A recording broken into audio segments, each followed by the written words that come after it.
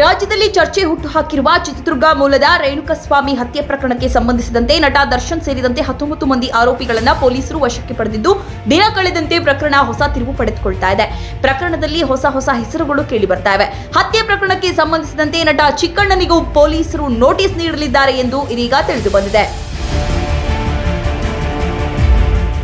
ಘಟನೆ ನಡೆದ ದಿನ ಅಂದ್ರೆ ಜೂನ್ 8ರಂದು ನಟ ದರ್ಶನ್ ಪ್ರಕರಣದ ಮತ್ತೋರ್ವ ಆರೋಪಿಯಾದ ವಿನಯ್ ಮಾಲೀಕತ್ವದ ಬಾರ್ನಲ್ಲಿ ಪಾರ್ಟಿ ಮಾಡಿದ್ರು ಎಂದು ತಿಳಿದು ಬಂದಿದೆ. ಈ ಪಾರ್ಟಿಯಲ್ಲಿ ನಟ ಚಿಕ್ಕಣ್ಣ ಸೇರಿದಂತೆ ಕೆಲವರು ಭಾಗಿಯಾಗಿದ್ರು. ಬಳಿಕ ಕೆಲಸ ಇರುವುದಾಗಿ ಹೇಳಿ ನಟ ದರ್ಶನ್ ಅಲ್ಲಿಂದ ಹೊರಟಿದ್ದರಂತೆ.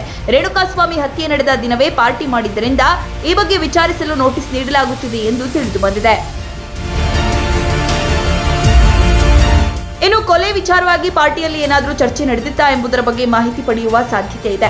ಪಾರ್ಟಿಯಲ್ಲಿ ದರ್ಶನ್ ಜೊತೆ ಭಾಗಿಯಾದ ಹಿನ್ನೆಲೆಯಲ್ಲಿ ಚಿಕ್ಕಣ್ಣನಿಗೆ ನೋಟಿಸ್ ನೀಡಲು ಪೊಲೀಸರು ಸಿದ್ಧತೆ ಮಾಡಿಕೊಂಡಿದ್ದಾರೆ. ವಿಚಾರಣೆಗೆ ಹಾಜರಾಗುವಂತೆ ನೋಟಿಸ್ ನೀಡಲು ಅನ್ನಪೂರ್ಣೇಶ್ವರಿ ನಗರ ಪೊಲೀಸರು ಸಿದ್ಧತೆ ಮಾಡಿಕೊಂಡಿದ್ದಾರೆ. ಈ ಬಗ್ಗೆ ಇನ್ನಷ್ಟೇ ತಿಳಿದು ಬರಬೇಕಿದೆ.